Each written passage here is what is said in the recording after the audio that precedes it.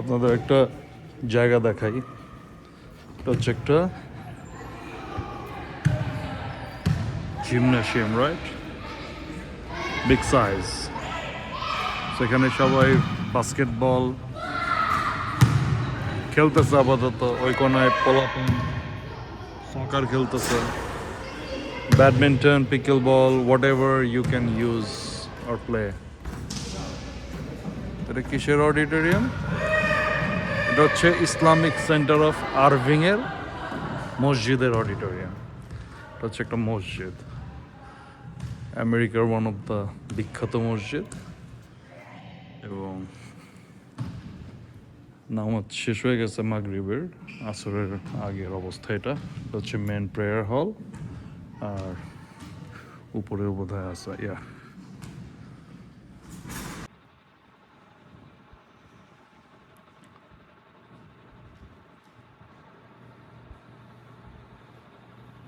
মানে আমরা সাধারণত মসজিদে বাচ্চাদের তো অ্যালাউ করতে চেষ্টা করি না বাংলাদেশে, একটু নয়েজ টয়েস করে। হ্যাঁ, বাবাদেরও বুঝতে হবে যে বেশি নয়েজ করলে আনা যাবে না, কিন্তু আবার কমিটি বা বড়দেরও বুঝতে হবে বাচ্চারা যদি না আসে তাহলে তো অন্য জায়গায় চলে যাবে, রাইট? আমরা মহল্লা এক সময় আড্ডা দিতাম মেন রোডে সব সময়। আমাদের সিনিয়ররা থাকতো, ওনারা যখন কর্মব্যস্ত হয়ে গেছে তারপর আমরা ইনভলভ হয়েছি। তো এখন আমি শুনলাম মহল্লায় পোলাপান থাকে না, কারণ থাকার মতো কোনো ব্যবস্থা নাই।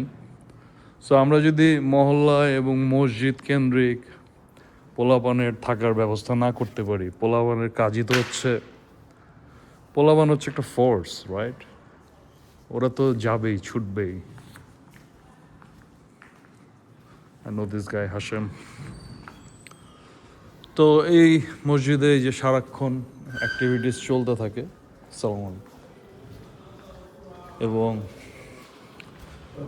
বিশাল মসজিদ, এবং জুম্মার সময় এটার পার্কিংয়ে মানে জায়গা পাওয়া যায় না। জুম্মা তো মনে হয় দুইটা তো সব জায়গায় হয়, আর এখানে তিনটা বা চারটাও হইতে পারে। সো এই পার্কিংয়ে জায়গা পাওয়া যায় না। আর এই যে আশেপাশের যে বাড়িগুলা, মানে এরকম নেইবারহুড আশেপাশে চারপাশে, সেগুলো হচ্ছে মানে $1,000,000-ও পাবেন না আপনি, কারণ এগুলো সব সোল্ড আউট। বেশিরভাগই মুসলিমরা কিনেছে, এবং বেশিরভাগই লাইক ডাক্তার, ফিজিশিয়ান, এই লেভেলের লোকজন আর কি। আরব, পাকিস্তানি, আমি শিওর বাংলাদেশিরাও আছেন এখানে। সো ভদ্রলোক এখানে পেঁয়াজি টাইপের কিছু একটা সেল করতেছে, হইতে পারে ফালাফেল, আলসি। এবং এখানে ইসলামিক স্কুল আছে একটা। মানে এইসব মসজিদে এবং ডালাস এরিয়াতে যত মসজিদ আছে, টেক্সাস হিউস্টন এরিয়াতে, ওরা শুধু নামাজ না, ওনারা বিভিন্ন ধরনের অ্যাক্টিভিটিস সারাদিন, সানডে স্কুল, মানে সানডেতে তো অফ। সো বাচ্চারা যারা ইসলামিক স্কুলে পড়ে না, রেগুলার ইসলামিক স্কুলে পড়ে, ওদের আলাদা ক্লাস হয়।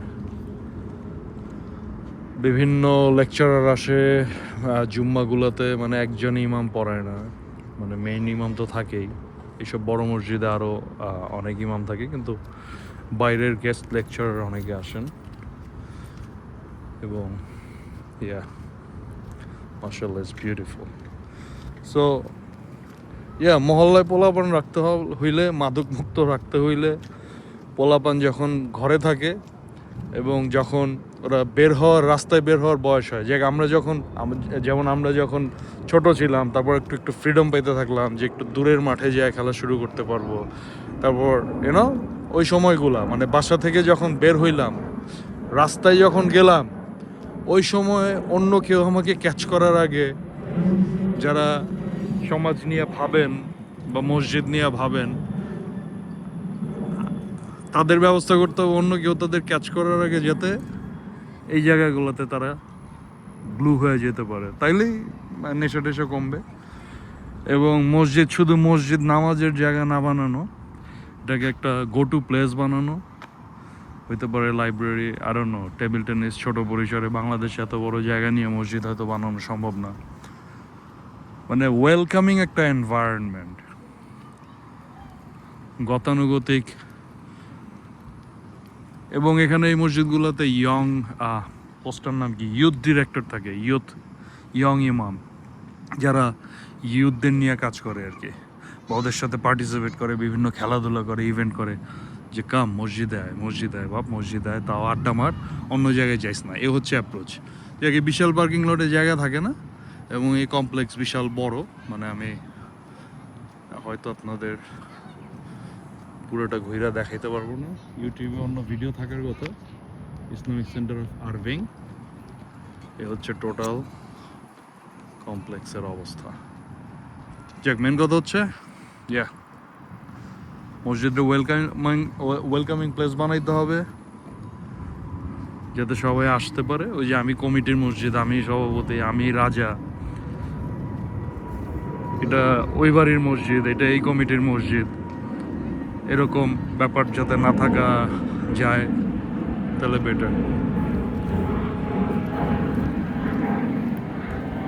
Assalamu alaikum, brother. What are you selling, man? Falafel.